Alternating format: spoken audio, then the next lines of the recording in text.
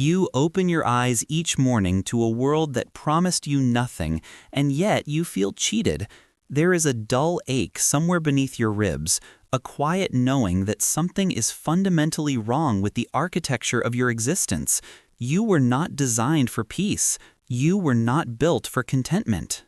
Every neuron in your skull, every cell that keeps you breathing, every chemical flooding your bloodstream was sculpted by 4 billion years of relentless pressure to do one thing: survive long enough to pass on the blueprint of your suffering. And here you are, awake and aware, carrying the weight of a biological inheritance that never asked if you wanted it. The truth is simpler and more terrible than any philosophy could capture. You were built to suffer, and that suffering is not a bug in the system.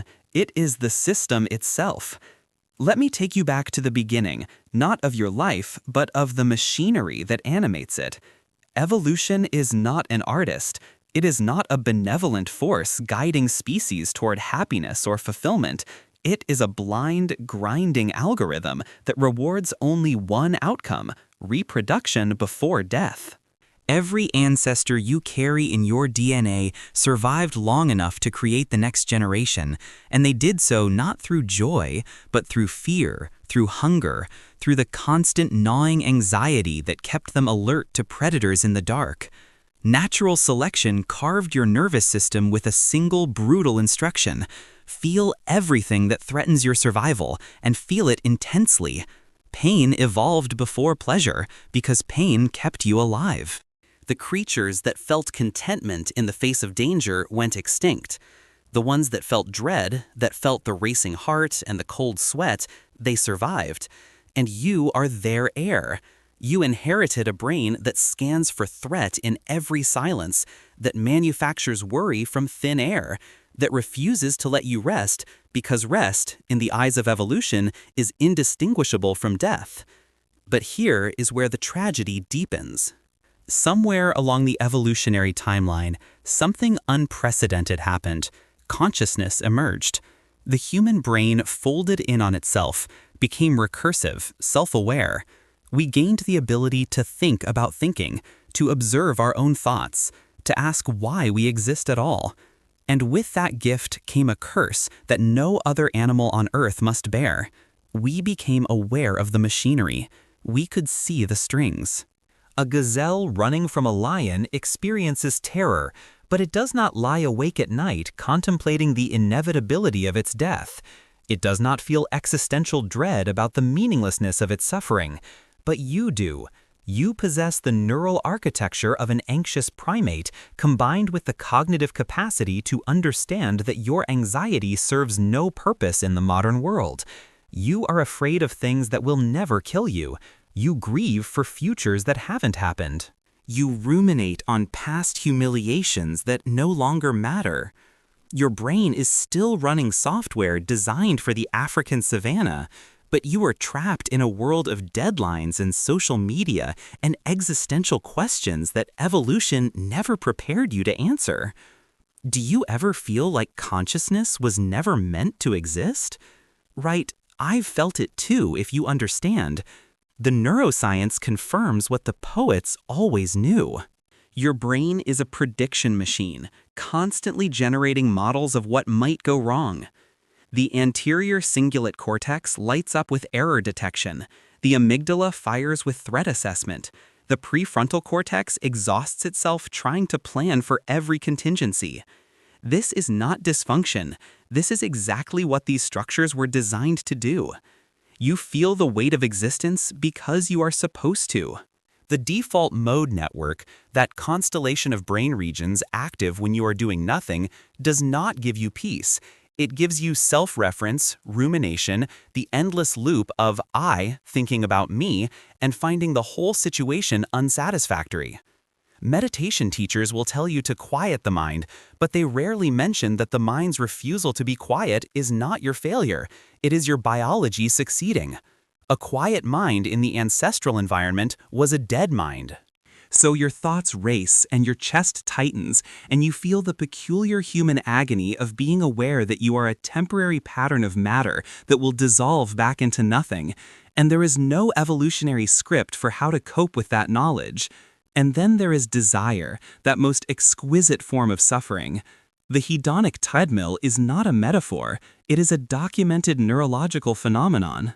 You achieve the thing you wanted, your brain releases dopamine, you feel a brief spark of satisfaction, and then the baseline resets. You adapt, the pleasure fades, and you are left wanting again, because wanting is what kept your ancestors moving, searching, striving. Contentment would have meant staying still, and staying still meant becoming food for something faster. So you chase promotions and relationships and experiences, and each one delivers diminishing returns, and you wonder why nothing is ever enough. The answer is that enough was never part of the design. You are a creature built by scarcity, and abundance breaks you in different ways than deprivation ever could. Your ancestors faced starvation. You face the spiritual malaise of having everything and feeling empty. Both are forms of suffering. Both are the price of consciousness meeting biology in an indifferent universe. But here is the strange beauty hidden in the darkness.